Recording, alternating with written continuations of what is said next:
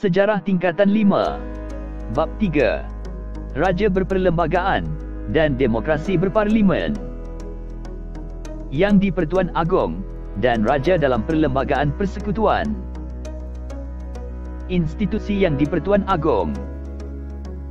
Jawatan yang di-Pertuan Agong diwujudkan selepas negara mencapai kemerdekaan pada tahun 1957. Yang di-Pertuan Agong dipilih dalam kalangan raja yang memerintah di 9 buah negeri dalam persekutuan, iaitu Perlis, Kedah, Perak, Selangor, Negeri Sembilan, Johor, Pahang, Terengganu, dan Kelantan. Pemilihan yang di-Pertuan Agong dilaksanakan oleh Majlis Raja-Raja menurut kaedah yang ditetapkan dalam Perlembagaan Persekutuan dan peraturan-peraturan Majlis Raja-Raja.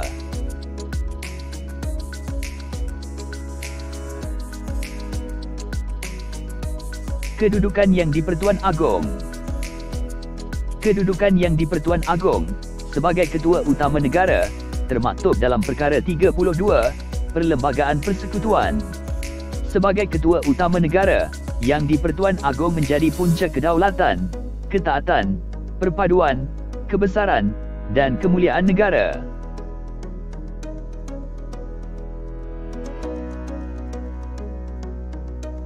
Keutamaan kedudukan dalam persekutuan. 1. Yang di-Pertuan Agong. 2. Raja Permaisuri Agong. 3. Raja-raja dan pemangku raja. 4. Yang di-Pertua bagi negeri-negeri. 5. Bekas Raja Permaisuri Agong yang menerima ansaraan diraja daripada Kerajaan Persekutuan. 6. Perdana Menteri. 7. Timbalan Perdana Menteri.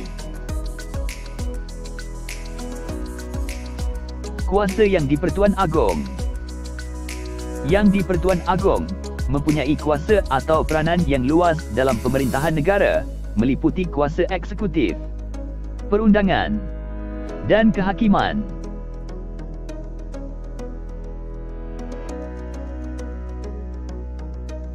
Kuasa eksekutif.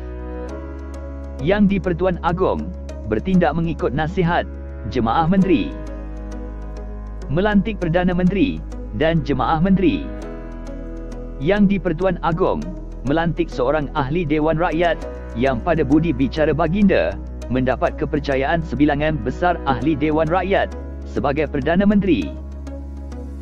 Baginda dengan nasihat Perdana Menteri melantik menteri-menteri, timbalan-timbalan menteri daripada ahli Dewan Rakyat atau Dewan Negara. Pelantikan jawatan penting. Yang di-Pertuan Agong melantik Peguam Negara, Panglima Angkatan Tentera, dan Ketua Audit Negara. Baginda juga melantik Ahli Suruhanjaya Pilihan Raya, Ahli Suruhanjaya Polis, dan sejumlah ahli dalam Majlis Angkatan Tentera. Ketenteraan. Yang di-Pertuan Agong ialah pemerintah tertinggi seluruh Angkatan Tentera Malaysia. Baginda dibantu oleh Majlis Angkatan Tentera yang bertanggungjawab di bawah kuasa baginda bagi pemerintahan, tata tertib, dan pentadbiran Angkatan Tentera serta perkara yang bersangkutan dengan gerakan tentera. Diplomatik. Yang di-Pertuan Agong melantik diplomat Malaysia ke luar negara. Baginda juga menerima menghadap diplomat asing sebelum mereka mula menjalankan tugas di Malaysia. Kuasa perundangan. Yang di-Pertuan Agong memperkenankan sesuatu rang undang-undang yang melalui proses pembentangan di Dewan Rakyat dan Dewan Negara. Persidangan Parlimen.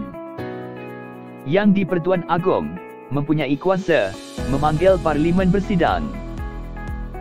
Baginda juga berkuasa memberhentikan dan membubarkan Parlimen. Agama. Yang di-Pertuan Agong merupakan Ketua Agama Islam di negeri Baginda sendiri, wilayah Persekutuan, Melaka, Pulau Pinang, Sarawak, dan Sabah. Ketua Agama Islam di negeri-negeri lain ialah Sultan atau Raja yang memerintah di negeri masing-masing. hak dan keistimewaan. Yang di-Pertuan Agong bertanggungjawab menjaga serta melindungi kedudukan istimewa orang Melayu dan Bumiputera di Sarawak dan Sabah. Baginda juga bertanggungjawab melindungi kepentingan sah kaum lain di Malaysia. Pengisytiharan darurat. Yang di-Pertuan Agong boleh membuat pengisytiharan darurat.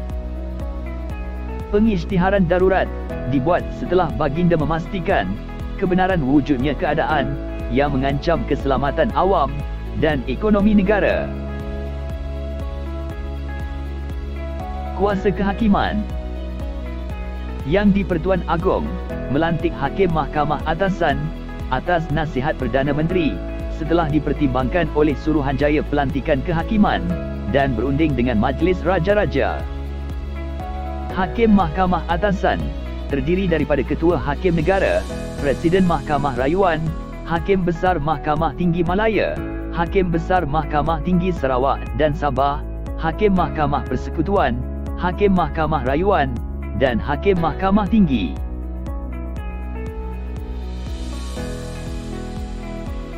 Kuasa pengampunan.